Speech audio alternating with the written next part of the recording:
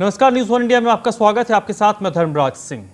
देश भर में कोरोना ने विकराल रूप अख्तियार कर लिया है। सरकार, प्रशासन, समाज, साधु संत सबकी जिम्मेदारी बढ़ती जा रही है कि आखिर कोरोना को कैसे हराया जाए। एक बात तो तय है कि कोरोना तभी हारेगा जब आप कोविड नियमों का पालन करेंगे, नहीं तो लाख उपाय कर लें, कोरोना फैलता ही जाएगा। ऐसे में हरिद्वार में चल रहे आस्था के महाकुंभ में लाखों की भीड़ भी कोरोना को फैलाने में सहायक बन रही है। हरिद्वार कुंभ मेले को समय से पहले खत्म किया जा सकता है। प्रधानमंत्री नरेंद्र मोदी ने साधु संतों से अपील की है कि कुंभ को प्रतीकात्मक रखा जाए। उत्तराखंड सरकार ने भी कुछ ऐसे ही संकेत दिए हैं। मोदी ने महामंडलेश्वर स्वामी अवधेशानंद गिरी से फोन पर बातचीत की। उन्होंने कुंभ मेले में संक्रमित पाए जा रहे साधु संतों का हालचाल भी जाना। पीएम मोदी ने ट्वीट किया है कि आचार्य महामंडलेश्वर पूज्य स्वामी अवधेशानंद गिरी जी से फोन पर बात की, सभी संतों के स्वास्थ्य का हाल जाना। सभी संतगण प्रशासन को हर प्रकार का सहयोग कर रहे हैं। मैंने इसके लिए संत जगत का आभार व्यक्त किया। मैंने प्रार्थना की है कि 2 शाही स्नान हो चुके हैं और अब कुंभ को कोरोना के संकट के चलते प्रतीकात्मक ही रखा जाए। इससे इस संकट से लड़ाई को एक ताकत मिलेगी। प्रधानमंत्री से बातचीत के बाद जूना अखाड़ा के महामंडलेश्वर स्वामी अवधेशानंद गिरी ने भी ट्वीट पर लिखा, माननीय प्रधानमंत्री जी के आह्वान का हम सम्मान करते हैं। स्वयं एवं अन्य जीव की रक्षा महत्वपूर्ण है। मेरा धर्मपरायण जनता से आग्रह है कि कोविड की परिस्थितियों को देखते हुए कोरोना के नियमों का निर्वहन करें। जल्द समाप्त हो सकता है कुंभ। वहीं उत्तराखंड सरकार ने भी संकेत दिए हैं कि स्थिति ज्यादा बिगड़ी तो 30 अप्रैल की पिछली अधिसूचना से पहले भी कुंभ समाप्त किया जा सकता है। उत्तराखंड सरकार के प्रवक्ता और कैबिनेट मंत्री सुबोध उनियाल ने कुंभ मेले में पिछले 10 दिनों में कोविड संक्रमितों की संख्या 2 गुना होने का हवाला देते हुए ये संकेत दिए कि जनस्वास्थ्य सरकार की पहली प्राथमिकता है। सरकार कुंभ को लेकर कोई बड़ा निर्णय लेने में हिचकेगी नहीं। कुंभ में 78 केस मिले। वहीं कुंभ में एक दिन में 78 पॉजिटिव केस मिले हैं। सिर्फ निरंजनी अखाड़े में हजारों साधुओं के बीच कुछ दर्जन साधुओं ने टेस्ट कराया तो 22 में संक्रमण की पुष्टि हुई है। कुंभ समापन की घोषणा करने वालों में निरंजनी अखाड़े के 22 संत शुक्रवार को कोरोना से संक्रमित मिले। अखाड़े के सचिव रविंद्रपुरी महाराज भी संक्रमण के शिकार हैं। अखाड़े के आचार्य महामंडलेश्वर कैलाशानंद गिरी महाराज ने भी अपने को आइसोलेट कर लिया है। इसके अलावा अन्य कई अखाड़ों में भी कोरोना से संक्रमित संत मिले हैं। जिला स्वास्थ्य विभाग के मुताबिक 24 घंटे में पूरे जनपद में 552 संत कोरोना संक्रमित मिले हैं। गौरतलब है कि कुंभ में कोरोना किसकी वजह से फैला, इस पर अखाड़े आपस में ही भिड़ गए हैं। वैरागी अखाड़े का कहना है कि कोरोना सन्यासी अखाड़े से फैला है। वैरागी अखाड़े ने इससे नहीं फैलाया है। ऐसे में 1 या 2 अखाड़े कुंभ खत्म करने का फैसला नहीं कर सकते। वहीं निर्मोही अखाड़े के अध्यक्ष महंत राजेंद्र दास का कहना है कि कुंभ के बढ़ते संक्रमण के लिए अखाड़ा परिषद के अध्यक्ष महंत नरेंद्र गिरी जिम्मेदार हैं। 2 अखाड़ों ने कुंभ मेले में अपनी छावनियां समय से पहले बंद करने का ऐलान किया था। एक है निरंजनी अखाड़ा और दूसरा तपोनिधि आनंद अखाड़ा। दोनों ने 17 अप्रैल से अपनी अपनी छावनियां बंद करने की बात कही थी। Bureau report, news one India. वहीं जूना अखाड़े के पीठाधीश्वर अवधेशानंद गिरी महाराज का बयान आया है कि कुंभ समाप्त नहीं किया जा सकता। प्रतीकात्मक रूप से कुंभ को मनाया जाएगा। महाआयोजन 12 साल में एक बार होता है। आयोजन के लिए सभी को गाइडलाइंस का पालन भी करना चाहिए। जूना अखाड़े की ओर से यह बयान आया है कि आयोजन के लिए सभी गाइडलाइंस का पालन सभी को करना चाहिए।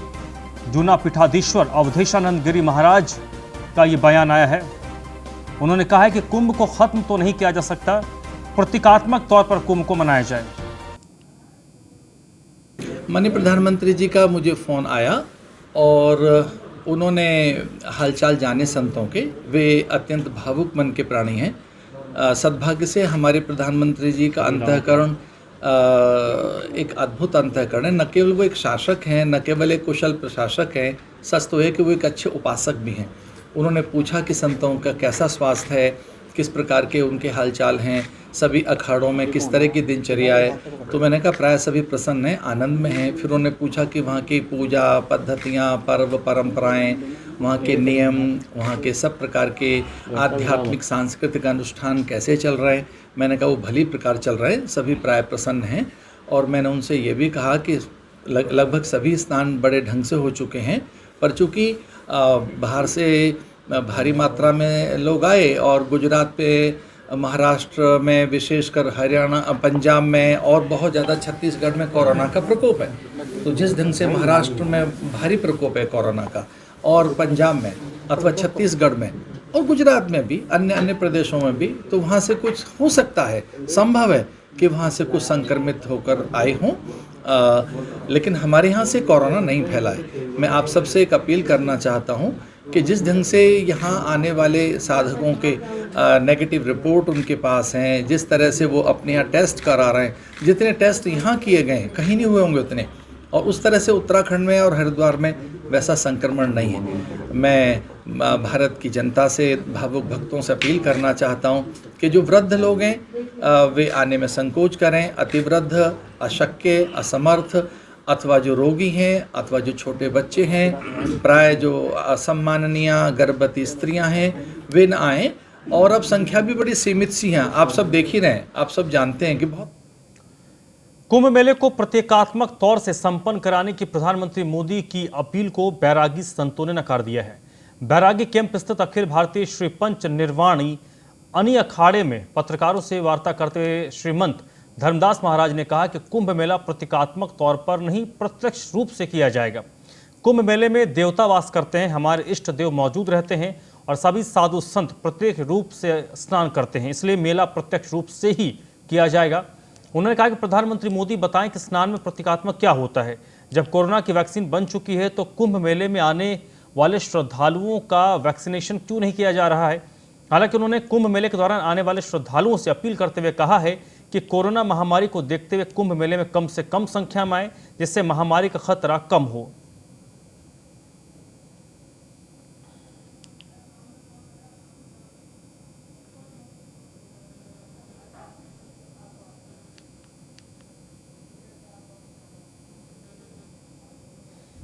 प्रशासनिक अधिकारी ने या उत्तराखंड सरकार के अधिकारियों ने जो भी हमें आदेश दिया है कि कोरोना महामारी फैल रही है, इसमें आपको इस प्रकार से बर्ताव करते हुए कुंभ करना है, हम सभी संत यहाँ उसी गाइडलाइन का पालन करेंगे।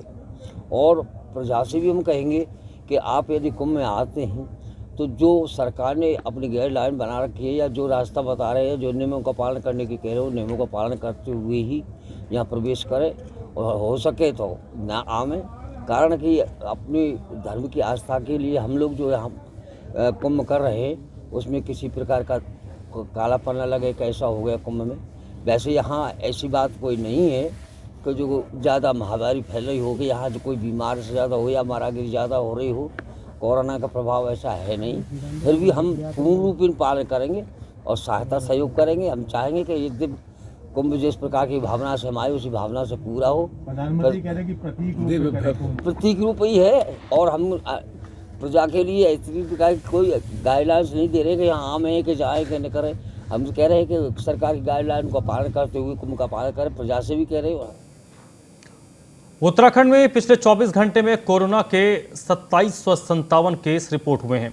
पिछले 24 घंटों में 37 लोगों की कोरोना से मौत भी हुई है। उत्तराखंड में कोरोना के जो कुल इस वक्त एक्टिव केस की बात करें तो संख्या 15,000 के पार हो गई है। 15,386 तक उत्तराखंड में एक्टिव केस हैं। उत्तराखंड में अब तक 1856 लोगों की कोरोना से मौत हुई है। देहरादून में कोरोना के 1179 नए केस मिले। हरिद्वार में 617 नए केस रिपोर्ट हुए हैं।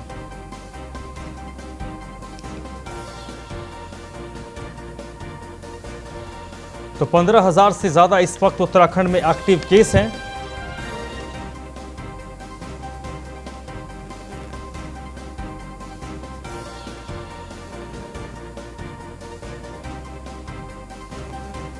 देहरादून की बात करें, देहरादून में 1179 नए केस पिछले 24 घंटे में रिपोर्ट हुए हैं। हरिद्वार में 617 नए केस मिले हैं।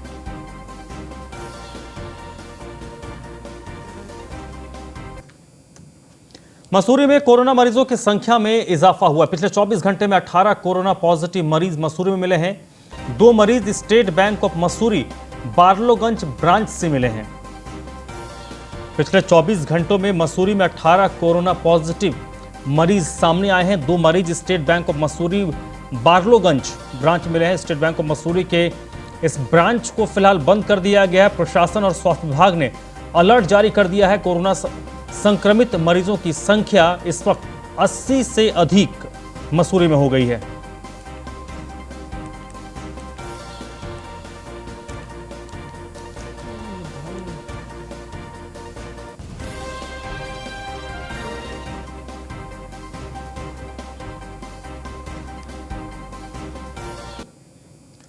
शहरी विकास मंत्री बंशीधर भगत हरिद्वार पहुंचे, जहां उन्होंने बीजेपी कार्यकर्ताओं से मुलाकात की। इस दौरान बंशीधर भगत ने कहा कि हरिद्वार रुड़की विकास प्राधिकरण के क्षेत्रफल को कम किया जाएगा।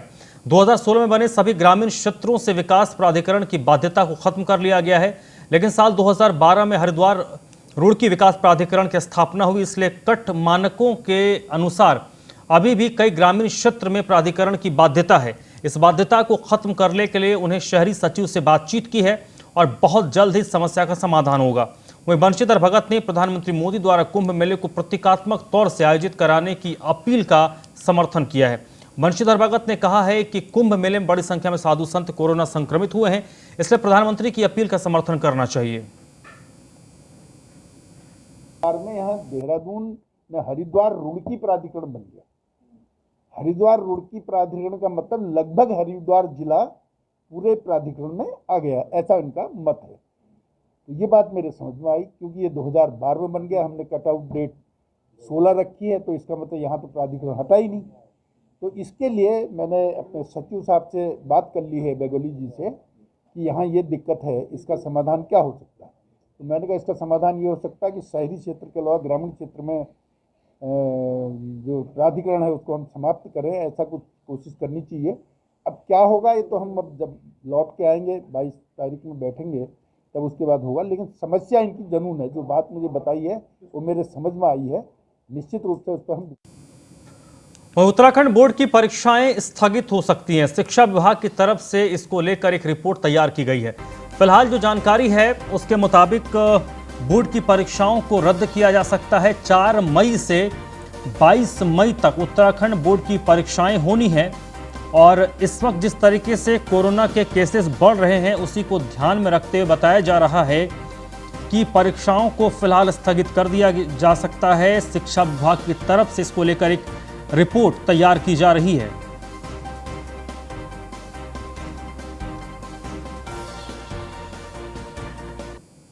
बढ़ते कोरोना के कारण तीरथ सरकार ने फैसला किया है कि प्रदेश में रात 9 बजे से सुबह 5 बजे तक कर्फ्यू रहेगा।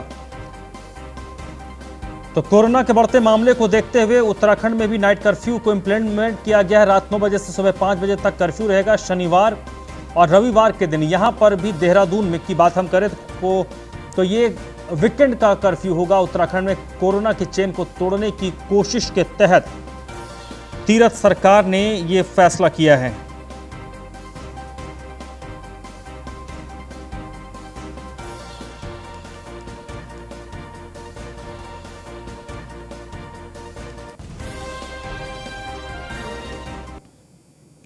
कोरोना ने अपनी दूसरी पारी की रफ्तार को तेज कर दिया है। देर शाम मंगलौर के गुरुकुल नारसन के राजा महेंद्र प्रताप प्रेम कृषि महाविद्यालय के 12 छात्रों की रिपोर्ट पॉजिटिव आई है।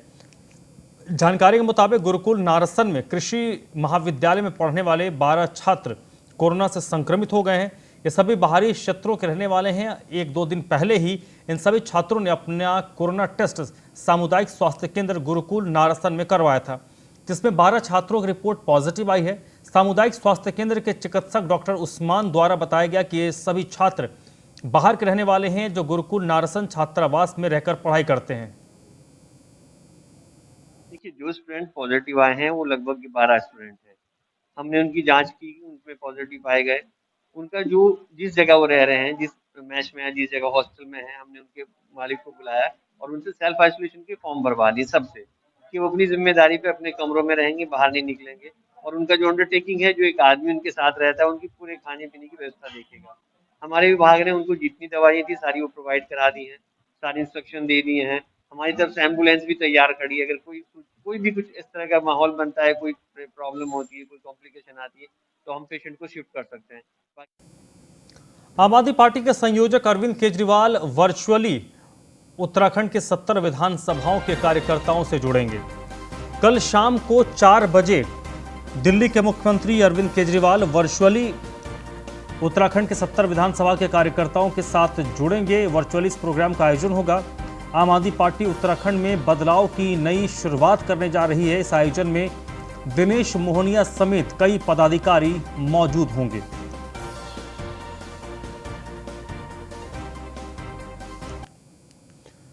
डोईवाला में मंत्री स्वामी यतीश्वरानंद ने शुगर मिल का निरीक्षण किया और खामियों को लेकर मिल अधिकारियों को उन्होंने निर्देश दिए हैं। 3 दिन पहले इस मिल में आग लग गई थी और आग लगने से प्रशासन को लाखों रुपए का नुकसान हुआ था। मंत्री ने दोषी अधिकारियों के खिलाफ कार्रवाई करने की बात कही है। निरीक्षण किया है, जैसे कि आपने अभी खोई की बात की है, मैं मौके पर गया हूं और जो यहाँ के हमारे अधिकारी है रावत जी, मैंने कहा कि जिस भी व्यक्ति के पास वो ठेका है खोई उठाने का, उसको आप बुलाएं, एक समय सीमा निश्चित करें कि वो 3 दिन में उठाएगा, 4 दिन में उठाएगा, 5 दिन में उठाएगा। अगर नहीं उठाता तो उस पर कार्रवाई की जाए। पौड़ी के जिला पंचायत सभागार में आज जिला अधिवक्ता संघ पौड़ी का शपथ ग्रहण समारोह आयोजित हुआ, जिसमें प्रदेश के उच्च शिक्षा मंत्री डॉक्टर धन सिंह रावत मुख्य अतिथि के तौर पर मौजूद थे। धन सिंह रावत की ओर से सभी पदाधिकारियों को शपथ दिलवाने के साथ उनके उज्जवल भविष्य की कामना की गई। धन सिंह रावत ने कहा है कि अधिवक्ताओं की ओर से समाज को निष्पक्ष न्याय दिलाने में अपनी भूमिका अदा करनी चाहिए। क्या आज हमारे बार एसोसिएशन जो पौड़ी का है उसका आज शपथ ग्रहण समारोह था और माननीय विधायक जी भी, मैं भी, जिला पंचायत अध्यक्ष भी इसमें आए थे और मुझे बड़ी खुशी है कि विधिवत उनका अब गठन हो गया है और मैं उनके उज्जवल भविष्य की कामना कर रहा हूं। और हमारे विधायक जी के द्वारा एक बड़ी सौगात उनको दी गई है कि उन्होंने 15 लाख रुपए बार एसोसिएशन को दिए। क्या बाध्यकारियों को अधिकार देने का होगा। महिलाओं पे हो रहे जो अत्याचार, उनसे लड़ने के लिए महिलाओं पर कोई अत्याचार न हो। हमारा अपना एक विचार ये भी है कि हम एक अपनी सीनियर वकीलों की एक कमेटी बनाएं जो गरीब है और जिन तक न्याय नहीं मिल सकता है उन्हें वो न्याय दें। इस बुलेटिन में फिलहाल इतना ही।